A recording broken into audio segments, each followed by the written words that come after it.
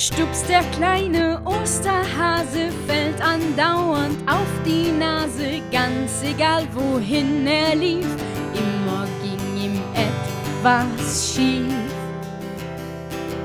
Neulich legte er die Eier in den Schuh von Fräulein Meier. Früh am Morgen stand sie auf, da nahm das Schicksal seinen Lauf. Sie stieg in den Schuh hinein, schrie noch einmal kurz: "Oh nein!" Als sie dann das Rührei sah, wusste sie schon, wer das war.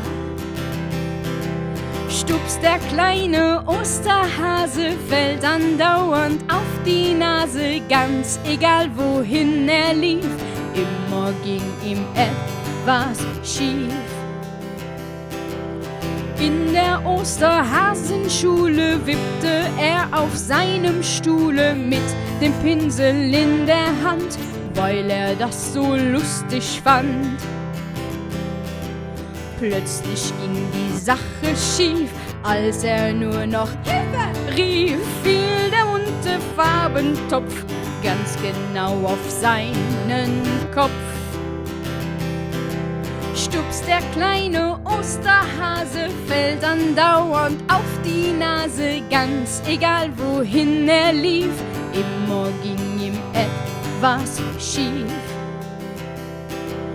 Bei der Henne Tante Bertha traf das Schicksal ihn noch härter, denn sie war ganz aufgeregt, weil sie grad ein Ei gelegt. Stups, der viele Eier braucht, schlüpfte unter ihren Bauch. Bertha, um ihn zu behüten, fing gleich an, ihn auszubrüten. Stups, der kleine Osterhase, fällt andauernd auf die Nase, ganz egal wohin er lief, immer ging ihm etwas schief. Taps, der Osterhasenvater, hat genug von dem Theater und er sagt mit ernstem Ton: "Hör mal zu, mein lieber Sohn. Deine kleinen Abenteuer sind mir nicht mehr ganz geheuer." Stups, der sagt: "Das weiß ich schon." Wie der Vater, so der